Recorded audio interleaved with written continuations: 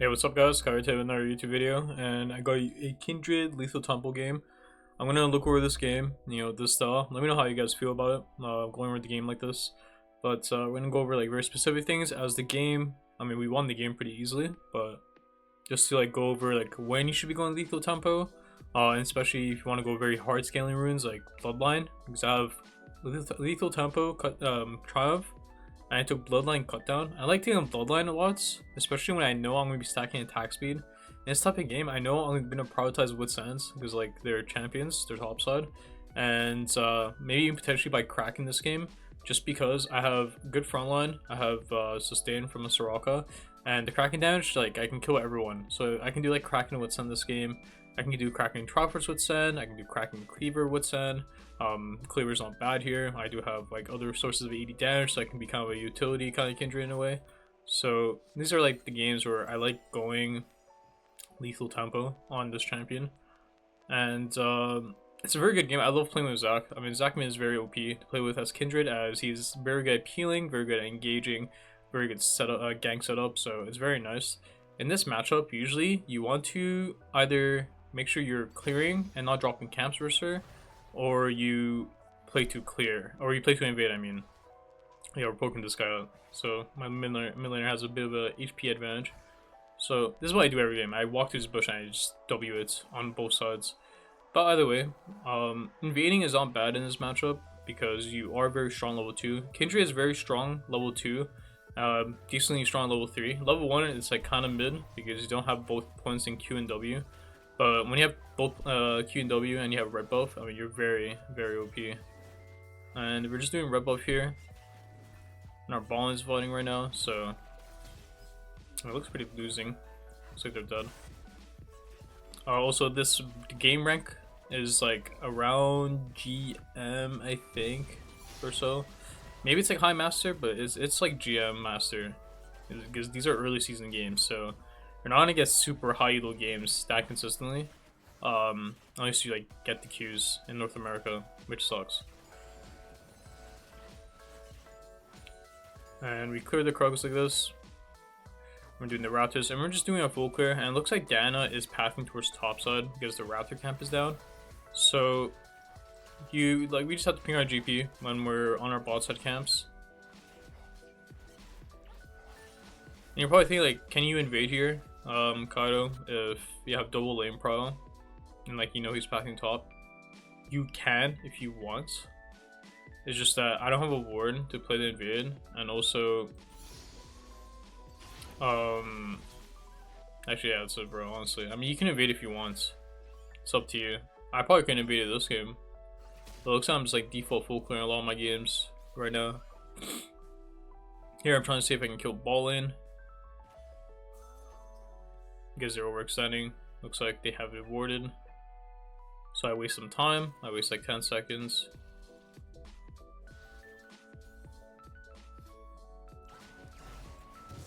And now I have to do my camps, and it's like not end of the world because if you didn't know, Kindred's mark starts at 315 if you're 0 marks, so, and the crab spawns at 255. So it's not like the end of the world that I'm doing like my clear bit lates. Anyways, I also get a treat here, which is pretty nice.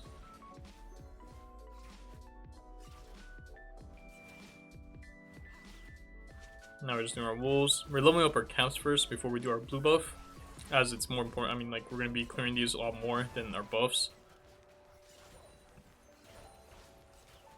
Now we're doing our blue. This crab should mark in 15 seconds because every jungler, especially if you guys are playing opposite crabs, they will always take their crab right away after they're clear, while you can just stall it and then guarantee a mark, which is very good for your game because you getting a mark is really good for your clear, and just start like playing for enemy invade, like camp invades, to get to your 4 mark breakpoint so you can play the game.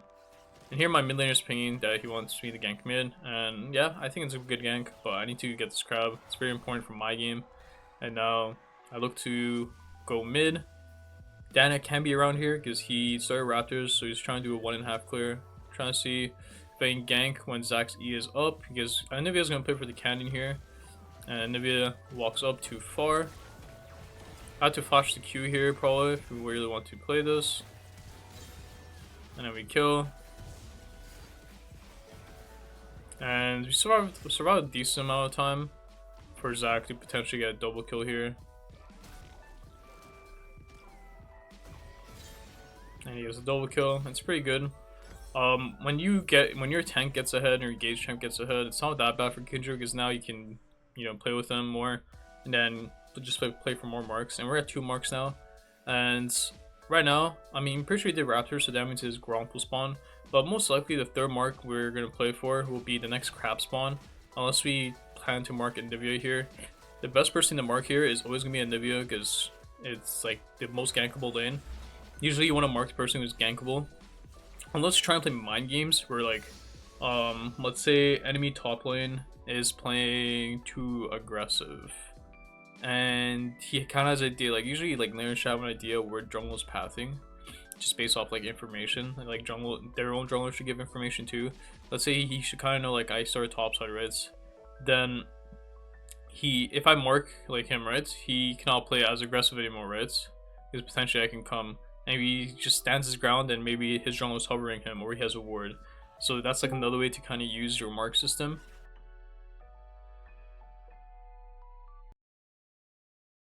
Sorry, something happened. But by the way, you want to mark the guy who's the most gankable anyways, usually. And now we're just playing our camps. We're thinking about ganking mid, because again, it's really easy to gank for.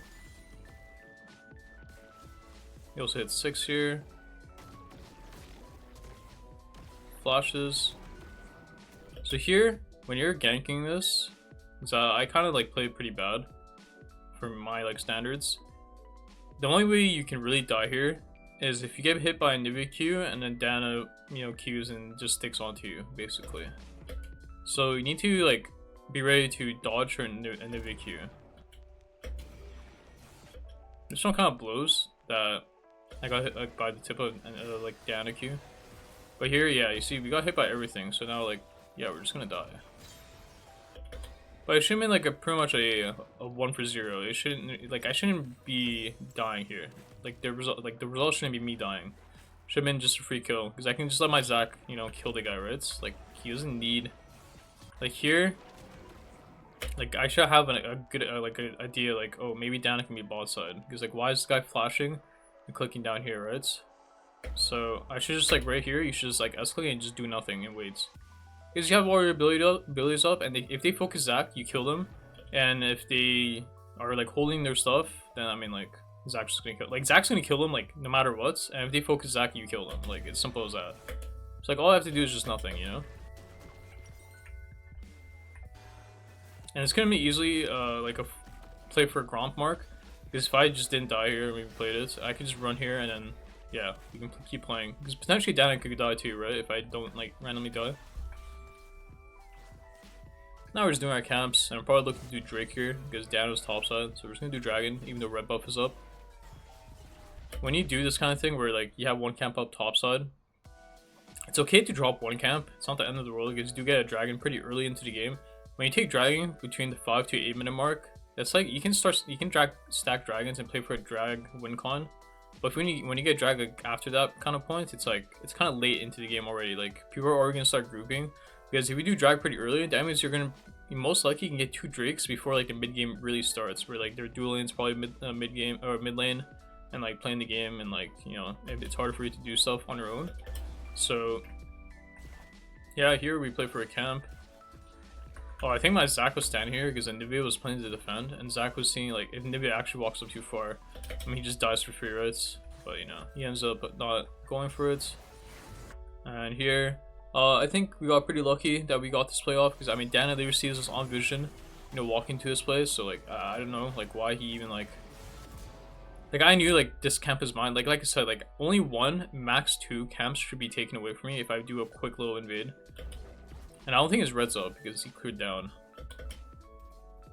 Now here I just play for the mark. Now just go back to my camps here.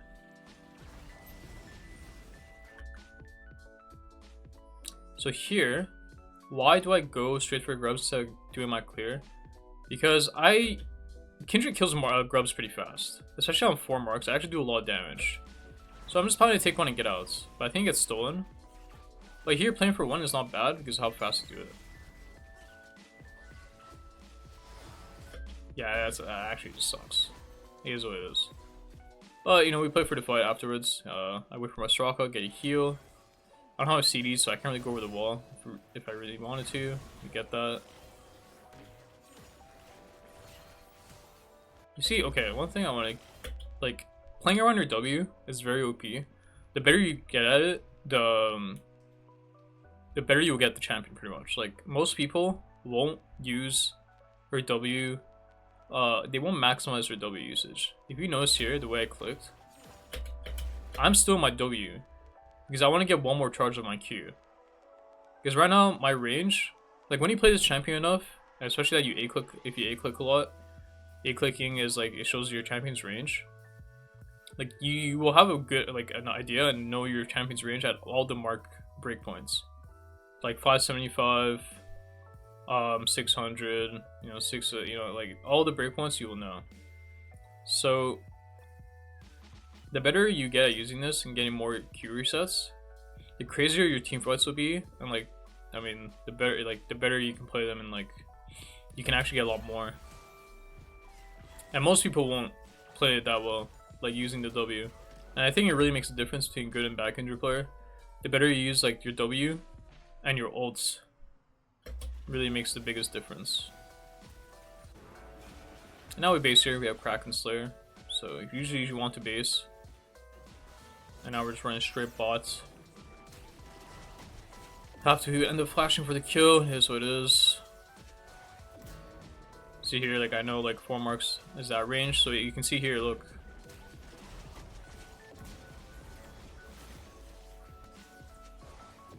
Well, I actually almost stayed in W, but like we just know our range. Now we just walk out, we go do our crab, and now we just clean our camps. There's like no invade to do right now. So yeah, we're just doing camps. Here we walk top lane. We end up counter ganking.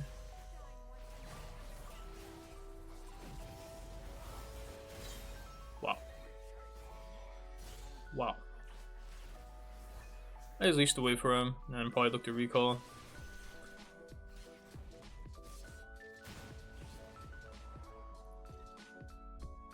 And we didn't do anything like too like unique this game. I mean, like we just played jungle, just farmed well. Here I'm looking to cheese someone. Actually, should have been pretty obvious that this was warded.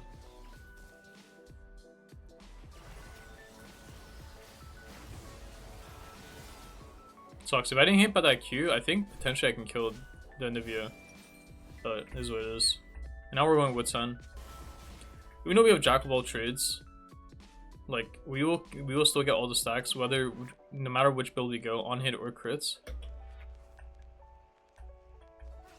Because most likely I want to buy Tab Eyes anyways. I already have Wits. I don't really need Merc Treads. Even though like Merc Treads do look pretty good here, but I don't want to like overstack on Tenacity unless I really need to. And I can buy Cleaver or Triforce and then look to buy like PD with Cleaver, or I can buy like Triforce Lord Dominic's. Like a BT or Bork is not bad this game. Now we're like thinking about Dragon, so yeah, when we came out of base here, even though like a bot camp's spawning, like our clear's like going bot to top, I just want to play for Dragon. Like we play for Dragon early, so we should ideally play for the like every Dragon we can. If you're not going to play with a second Dragon, the reasons is because your team is behind and you can't play for it. And yeah, that's it. Or you're like tempo shit maybe. But if you're gonna give, you should already have that plan in mind and already look to trade for gold and like play like, yeah, any way of gold. Because if you're gonna trade something, you always trade it for gold, so you can be potentially stronger, or you're even at least for the next neutral fights. So you just go, you know, play for plates, you know? You just go straight top, you go hit mid, go top, try to like take shit away from them. Here, because we're strong, you know, we play for Dragon, right? Simple. Here we played so let our Zac do the dirty work. We don't need to do anything too crazy. Fight's already won now because Dana burnt ult, so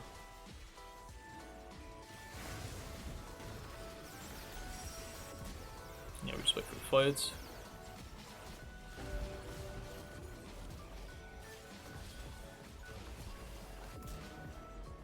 think we keep going here. I mean, like, Zach has great chase potential. Well, he played the 50-50 there, so I don't really recall here right away. One is because we have our Woodson item right now, so we might as well just base. And like, even though, like, okay, let's say we didn't have enough gold for Woodson here, I would probably say you should probably farm a quadrant, and you most likely have it if you got these skills, or you just play full clear, or you play for tower, etc. But because you have full Woodson, it's just better to base, get on the map, do a quadrant at least, and then see if you can play to invade because you're so OP. And you can see because I have enough gold, I get Woodson, and I run straight to the top side here. Because his bot camps are down. Like right now, like I can just play for both any side. So like I can do Raptors if I want, but because this like I skip it because of the urgency right now. Like right now is the timer to invade. Why? Because one, this guy's showing he doesn't have boost. That means this is up. Soraka's coming. Zach is on the map with me, so I can play. So let's go around. And you don't need to be scared, even though like they're bonds here. Maybe have Kindred ult for 2 items, so don't really care. Also, this guy just runs it down, but you know that's besides the point. But like we're strong anyways. Like dude, like it's me, Zach, Soraka. Like we're too OP, and we kill everyone here. And you guys would think this does low damage, but Kraken's very strong. It's her best damage item first, and when you have marks, it makes up for like the lack of like damage in terms of your items. So you're allowed to build like this, especially when you're playing heavily for marks. Like marks will carry you. Like you scale through marks and through items.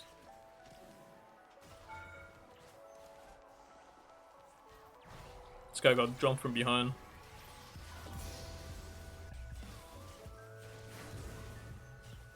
Yeah, I die here.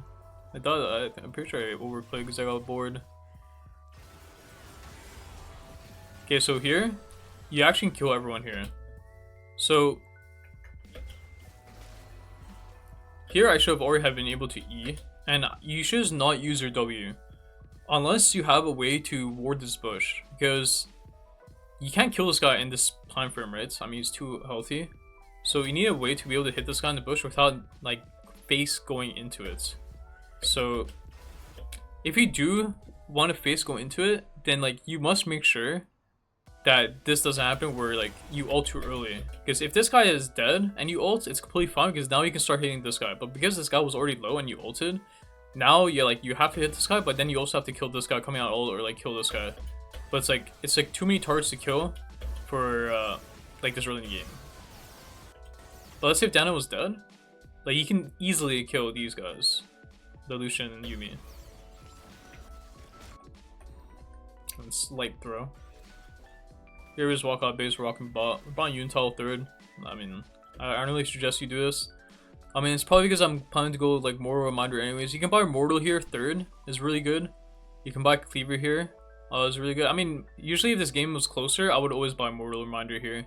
I'll buy like Mortal into IE, another crit item probably, something like that. I don't think I need like too much HP this game, that's why.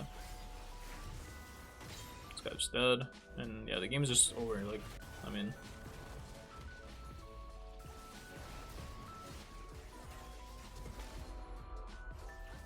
we're killing him ever so slowly. Tabai, Sunfire.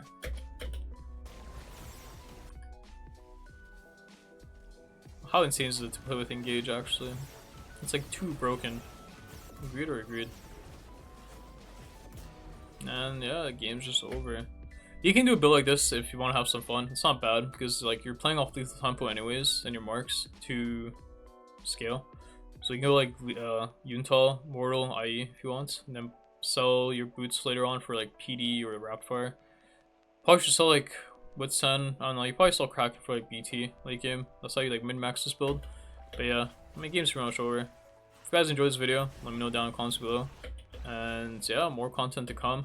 You guys should follow the second and third channel. The second channel will be posting VODs of just like high elo solo queue players, and we're gonna be like dissecting how they play and just like learn from it, so you guys can also learn from the eyes of a challenger player. So you know, check that out in the description below. And if you guys enjoy watching, like and subscribe, and yeah, more videos to come. Bye bye.